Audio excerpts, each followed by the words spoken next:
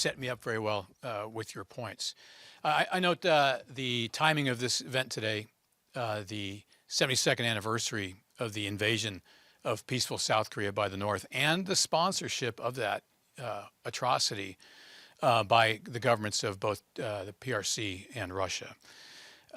Again, we need to continue to remind ourselves of how we got here, and we need to figure out who is responsible, not just in Pyongyang, but elsewhere in solving this problem, the problem of their own creation, the fact that the Chinese held Kim Il-sung's coat while he sent his forces south into South Korea, and then again entered the war in October for all the wrong reasons. So I'm glad to be part of this, and I think the timing of this is very good considering what we've just been through with the relationship over the last 4 years or so.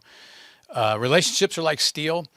Sometimes you got to pound on a little bit, and they get stronger when you do that. You take a step back, reflect on what you went through, understand better the best of the relationship, and then work through those areas where you may not completely agree on everything. And so the last 4 years have been challenging. They've been productive, but they have been challenging, and we look forward to moving forward even further. And on just a preview on a couple issues. One, we need to make the U.S. bilateral relationship with the ROK stronger. And there's always room for that. But number two is we have to increase the participation of that bilateral relationship in the region as well, because the threats in the region aren't limited to North Korea. In fact, there's a larger threat coming from the east that Korea and the U.S. Have a role to play in resolving. I think, correct me if I'm wrong, my perception, having dealt with this for 42 years, starting as an enlisted linguist at Osan Air Base, 1980, the unification is eventually where we all want to go. That's the end state. But there are steps you need to take before getting there, and you need to get to that point in a way that preserves your own values, principles, and all the rest, and a principled way. And there's no time limit. Trying to do these things in a hurry rarely gives you the outcomes you hope for. And so we know what the goal is, but how we get there really does matter. The threat, as you mentioned, sir, from the north is always it's always there. It goes into hiding for a bit, and it comes out when it's allowed to. I was in Japan in 1998 at Misawa Air Base when the first Taepodong missile barely cleared the island of Japan, and we had no idea what that was about. I was back in Japan in 2009 when the third launch went right over the top of us as well. And so, I mean, I've seen those things, that threat up close, not as close as you, but I've seen it very closely from not just the Korean Peninsula, but also from the region as well.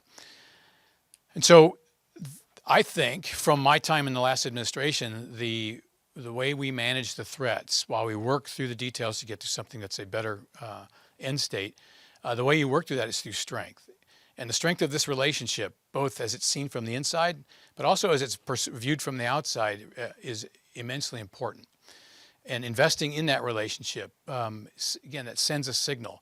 And when there is friction, and when those three criteria you very wisely pointed out start to show themselves, nationalism and the frictions that we saw, it just makes everything more difficult. And it encourages those, especially in North Korea, to take steps that are not helpful.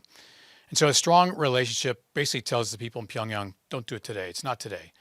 Wait. You can always wait. You don't have to take action like we saw with the sinking of the Cheonan and Waipido not so long ago. I had the good fortune of being stationed in South Korea, but also in China, both on either side of North Korea. And I think it's instructive to, maybe having more people in South Korea look at North Korea from both perspectives. From the south, from Panmunjom, you see strong soldiers, you see heavy artillery, you see at least a facade of a city there that's wealthy and prosperous and all the rest. But it's always interesting, and I think it's helpful for our friends to look at North Korea from the north, look at it across the Yalu River. We traveled to a small town called Changbai, which is right next to Pakdusan, which the Chinese call Changbaisan, and looked south into a very small village of Haesan in the winter of 2012. And it's a completely different story. What that story is about the North Korean people, the innocent North Korean people who are basically being starved to death and being badly abused, unlike any other place in the world. And as part of this discussion needs to think about the humanitarian aspects of this. Sure, sending food and aid and all those things helps and is important, but we need to think about the suffering that these people have undergone under that government. And the relationship between the U.S.-Korea bilateral relationship is not just about North Korea anymore. And as mentioned, there are other threats out there. In November of 2013, China declared its East China Sea Air Defense Identification Zone, which covered Japanese territory, but it also covered the Yellow Sea, Sohe, and Eodo. And suddenly, China took a big step and stirred up unnecessary tension between the two countries. We're seeing more of that today. We're seeing patrols, Chinese military patrols going into the Yellow Sea and elsewhere. My point is, we absolutely first priority is maintaining our attention on North Korea, but this relationship also needs to be able to flex to address other activities in the region. The recent statement from Seoul, the joint statement between U.S. and Korea on the importance of peace and stability in the Taiwan Strait was encouraging. It was very encouraging, actually, and we need to build on that and make this relation part of what General Marty Dempsey, the chairman, 18th chairman of the Joint Chiefs of Staff, my boss, called alliance networks. Not just the bilateral networks, not just bilateral relationships, but taking advantage of everyone's strength in the region. 5 bilateral alliances in the region: U.S. and Korea, Japan, Australia, Philippines, and Thailand, as well as allies and partners that we can turn to again manage behavior from those who seek to upset the status quo. Again, we can stop that. Peace and security on the peninsula, but in the region is absolutely essential.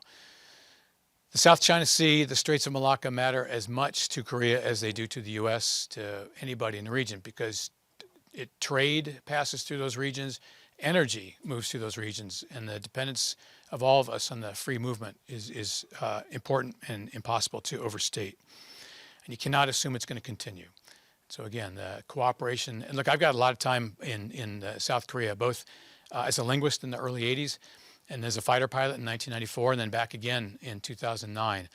And that military cooperative relationship there's nothing better. The ability for us to interoperate. Our equipment talks to each other, and we train together. We need to exercise together more. We need to get the exercises back up there, but the mill-mill relationship is doing well. We still need to work on the political relationship. Again, I think recent changes are going to help that. But overall, things are looking up, and we're again celebrating 72 years since the invasion of South Korea. We can never forget that. We can't allow larger countries in the region to claim that the war just began. We need to make sure they are held accountable for their role in encouraging North Korea to invade, and then their support and active intervention in the war. So with that, I will conclude, and thank you all for your time and attention.